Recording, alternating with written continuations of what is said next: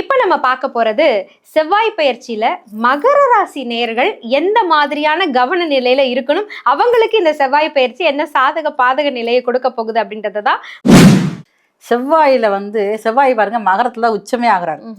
அதே மாதிரி மகர ராசிக்காரங்களுக்கு 4க்குரியவரும் செவ்வாய் தான். அதே நேரத்துல 11ஆம் அதிபதியும் செவ்வாய் தான். அவரே பாருங்க இப்ப 6ஆம் இடத்துக்கு போறாரு. அப்ப 6ஆம் இடத்துல இருந்தாலுமே தன் ராசியை பாக்குற 8ஆம் பார்வையால ராசியை பாக்குறாரு.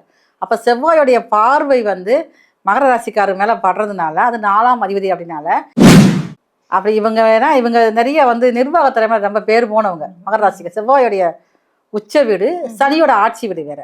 அப்ப நீதி நேர்மையா பார்க்கணும், எல்லாத்துலயும் ஒரு பாரபட்சம் இல்லாம அந்த வேலை பார்க்கறத இருந்திருப்பாங்கல்ல, அதை யாராவது மனசுல வச்சுக்கிட்டு இவங்க எப்படா மிஸ்டேக் பண்ணுவோம் அதை நம்ம சுட்டி காட்டணும் அப்படின்னு சொல்லக்கூடிய நேரத்தில் இந்த நேரம் நடக்கக்கூடியதா இருக்குது. அப்ப இவங்க வேலை விஷயங்கள்ல ரொம்ப கவனமாக இருக்கணும். இவங்களுக்கான சரியான பரிகாரம் அப்படின்னா என்ன வழிபாடு இருக்குமா?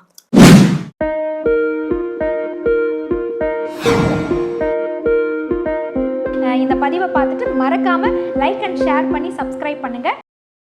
ஆர்த்தி விலாக் நேயர்கள் அனைவருக்கும் அன்பார்ந்த வணக்கம். இன்றைக்கு இந்த பதிவு உங்க கண்ணில் படுது அப்படின்னா நிச்சயமா இந்த ஆகஸ்ட் மாதத்திற்கான வெற்றி வாய்ப்பு உங்களை தேடி வந்திருக்கு, உங்க வாசலை தட்டி இருக்கு அப்படின்னு தான் நான் சொல்ல முடியும். ஏன்னா இன்றைக்கு நம்ம சந்திக்க இருக்கக்கூடிய நபர் நமக்கான இந்த செவ்வாய் பயிற்சி ஆகஸ்ட் மாதத்துல எப்படி அமைய போகுது அப்படின்றத தெளிவா சொல்ல இருக்காங்க. இவங்க மலர் மருத்துவமாக இருக்கட்டும், இல்ல வாஸ்துவாக இருக்கட்டும், ஜோதிடமாக இருக்கட்டும், எல்லாவற்றிலும் கை தேர்ந்த ஒரு மருத்துவ ஜோதிடர் அப்படின்னு நம்ம சொல்லலாம். மரியாதைக்குரிய சங்கரேஸ்வரி அம்மா நம்மளுடைய விஜே ஆர்த்தி விலாகுக்காக இந்த செவ்வாய் பயிற்சி இந்த 48 நாள் ஆகஸ்ட் மாதம் எப்போ ஆரம்பிக்க போகுது, இந்த தருணத்துல எந்தெந்த ராசிக்காரர்கள் சாதக நிலை அடைய போறாங்க, பாதக நிலை அடைய போறாங்க, யார்கிட்ட பேச்சுல கவனமா இருக்கணும், இந்த விளக்கங்களை எல்லாம் நமக்காக சொல்ல காத்திருக்காங்க. நீங்க இந்த பதிவை பார்த்துட்டு இருக்கீங்க, நான் ரொம்ப நல்லா பேசக்கூடியவங்க அப்படின்னா நிச்சயமா மறக்காம இந்த பதிவை பாருங்க. உங்களுடைய ராசி வரும் பொழுது யார்கிட்ட நீங்க பேச்சுல கவனமா இருக்கணும் அப்படின்ற அந்த விவரங்களை நீங்க தெரிஞ்சுக்கலாம். இது மட்டும் இல்லைங்க, எனக்கு ஸ்பெசிஃபிக்கா இவங்க கிட்ட ஜோதிடம் பார்க்கணும் அப்படின்னு விரும்பக்கூடியவங்க ஸ்கிரீன்ல தெரியக்கூடிய எண்ணுக்கு நீங்க தொடர்பு கண்டு ஆன்லைன் கன்சல்டேஷனும் நீங்க வாங்கிக்க முடியும். வாங்க அம்மாவை சந்திக்கலாம். இந்த செவ்வாய் பயிற்சி உங்களுக்கு என்ன மாதிரியான சாதக பாதக நிலையை கொடுக்க போகுதுன்னு தெரிஞ்சுக்கலாம். வணக்கம் சங்கரேஸ்வரிமா. வணக்கம்மா, நல்லா இருக்கீங்களா? ரொம்ப நலமா இருக்கும். உங்களை பார்த்தோன்னா இன்னும் மன தைரியத்தோட நாங்க இருக்கோம். இந்த செவ்வாய் பயிற்சி ஆகஸ்ட் மாதம் வருது அப்படின்றத நான் சொன்னேன். அந்த விளக்கங்களை எங்களுக்காக எப்போ வருது, எப்போ முடியுது, இந்த விவரங்களை எங்களுக்காக சொல்லுங்களேன். விஜே ஆர்த்தி விலாக் டிவி நேயர்களுக்கு உங்களின் மருத்துவ ஜோதிடர் SR சங்கரேஸ்வரியின் அன்பான வணக்கங்கள். செவ்வாய் பயிற்சி காலபுருஷனுக்கு முதல் ராசியே செவ்வாயோட வீடு தான். அவர் பாருங்க இது வரைக்கும் 2ஆம் இடம் ரிஷபத்துல இருந்தாரு. இப்ப ஆகஸ்ட் மாசம் 2ஆம் தேதியில இருந்து செப்டம்பர் 19ஆம் தேதி குறிப்பா பாத்தீங்கன்னா 48 நாட்கள் தன்னுடைய ராசியிலிருந்து 3ஆம் ராசி, அது போக பாருங்க காற்று ராசியான மிதுனத்துக்குள்ள என்றாகிறார்.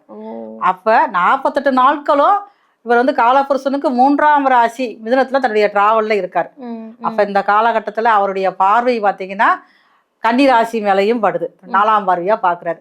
அதே நேரத்துல தனுசு ராசி மேலையும் தன்னுடைய 7ஆம் பார்வையா பாக்குறாரு. மகர ராசி மேலையும் தன்னுடைய 8ஆம் பார்வையா பாக்குறாரு.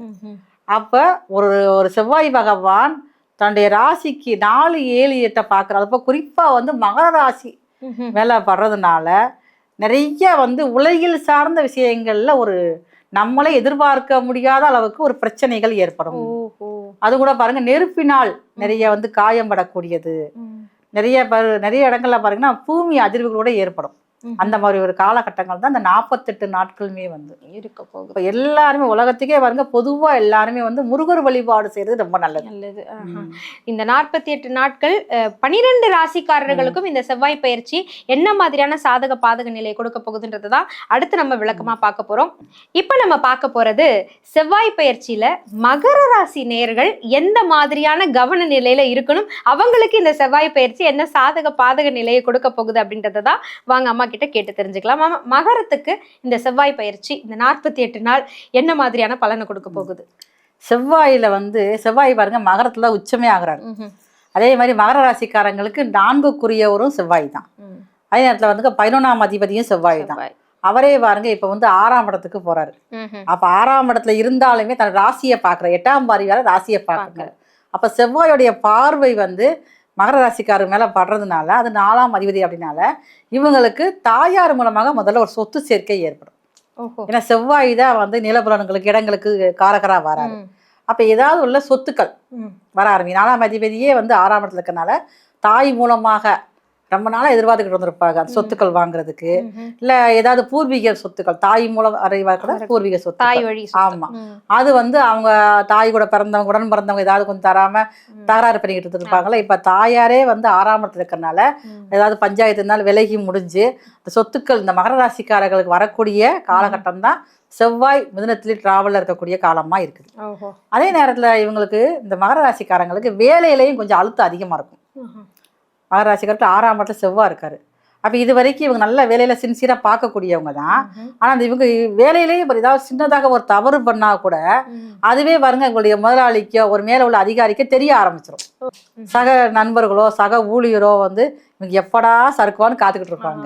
அப்படி இவங்க வேணா இவங்க நிறைய வந்து நிர்வாக திறமை ரொம்ப பேர் போனவங்க. மகர ராசிக்கு செவ்வாயோடைய உச்ச வீடு சனியோட ஆட்சி வீடு வேற.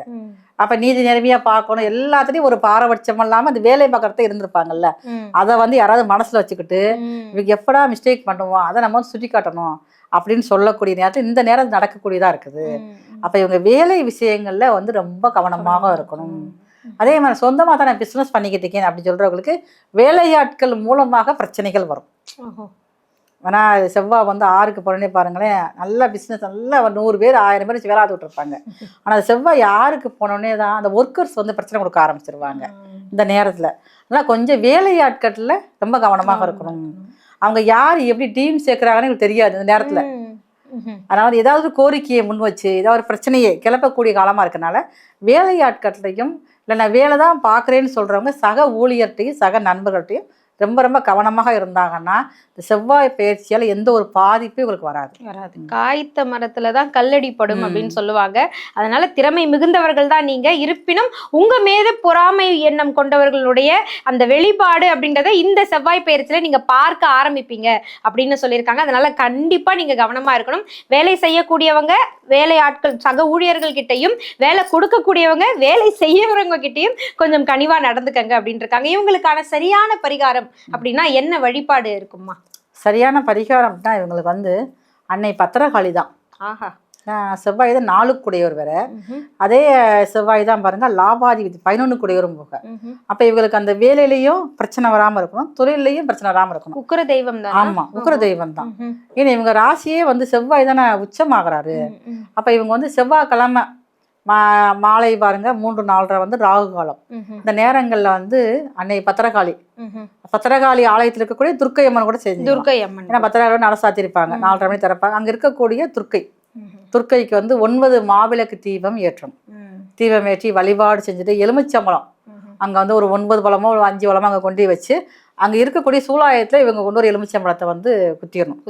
அதே மாதிரி அங்க ஏற்கனவே சூலாயத்துல எலுமிச்சம்பழம் இருக்கும், அதை எட்டு வந்து இவங்க வந்து சாதமாகவோ இல்ல சூசாவோ பண்ணி சாப்பிடணும். அது மற்றவர்கள் பயன்படுத்தியதுன்றதெல்லாம் கிடையாது, அது தவறு இல்லையா? கிடையாது. ஏன்னா அந்த அந்த அந்த சூளமே பாருங்களேன் அம்மனுக்கு முன்னாடிதான் இருக்கு. அந்த ஆகர்ஷண சக்தி எல்லாத்தையும் அந்த சூளம் தான் வாங்கி வச்சிருக்கு. நம்ம அதுல போய் எலுமிச்சம்பழத்தை குத்துறோம். அங்க ஏற்கனவே இருந்த எலுமிச்சம்பழத்துக்கு அந்த அதிகமான சக்தி கிடைச்சிருக்கும். அதான் எல்லாரும் பாருங்க துர்க்கை அம்மன் பத்திரகாளிக்கு எல்லாம் போறப்ப எலுமிச்சம்பழம் கொண்டு வருவாங்க. அது வந்து ரொம்ப நல்லது. நமக்கு தேவை அந்த லெமன் தான் வந்து அங்க இருக்க சக்தியை வாங்கக்கூடியது. அதுக்காகத்தான் கோவிலுக்கு போறப்ப ஒரு முக்கியமான பெரியவங்களை பாக்குறப்ப லெமன் வாங்கிட்டு போற பழக்கம் இருக்குது நமக்கு. வந்து அந்த மாதிரி வாங்கிட்டு போய் கொடுத்துட்டு அது அங்க இருக்கக்கூடிய அந்த எலுமிச்சம்பழத்தை கொண்டு வந்து வீட்டுல ஏதாவது பண்ணி சாப்பிட்டாங்கன்னா, இவங்க கொண்டு போறதுலயே வந்து ஒரு 5-6 வாங்கிட்டு போனாங்கன்னா ஒன்னு அங்க வச்சுட்டு மீதி 2 கொண்டு வந்து இவங்க வண்டியில ஃபர்ஸ்ட் வச்சுக்கணும். அதுக்கப்புறம் பாருங்க வீட்டுல ஒண்ணு வச்சுக்கணும். இந்த 48 நாட்களுமே வந்து ரொம்ப ஒரு பாதுகாப்பா இருக்கும். மீதியை வந்து டெய்லி ஒரு சூஸ் போட்டுக்கலாம், இல்லை ஏதாவது பண்ணி நம்ம உடம்புக்குள்ள சாப்பாடா கொண்டு வரணும். கொண்டு வந்து அந்த பத்திரகாளி இந்த துர்க்கையோட ஆகர சக்தி முழுவதுமே உங்க உடம்புக்குள்ள இருக்க ஆரம்பிக்கும். உங்களுடைய பேச்சுல ஒவ்வொன்றையும் தெளிவாக பேச ஆரம்பிச்சிருவாங்க. யார்ட்டையும் டென்ஷன் பட மாட்டாங்க. ரொம்ப மகிழ்ச்சிமா. துக்க நிவாரணியா இருக்கக்கூடிய துர்க்கை அம்மனினுடைய வழிபாடு இந்த செவ்வாய் பயிற்சியில உங்களுக்கு நற்பலன்களை எடுத்து கொடுக்கும் அப்படின்னு சொல்லியிருக்காங்க. குறிப்பா சக ஊழியர்கள் கிட்டையும் இல்ல நீங்க வாய்ப்பு கொடுக்கக்கூடிய பணியாளர்கள் கிட்டையும் பேச்சுல ரொம்ப கவனமா இருங்க அப்படின்னு சொல்லியிருக்காங்க. துர்க்கையை இருக்க பிடித்து கொண்டால் உங்களுடைய பேச்சின் மூலமாக பலம் மட்டுமே வெளிப்படும், பலவீனம் மறைக்கப்படும் அப்படின்றதையும் சொல்லியிருக்காங்க. மகர ராசி அன்பர்களுக்கு மனம் நிறைந்த வாழ்த்துக்கள்.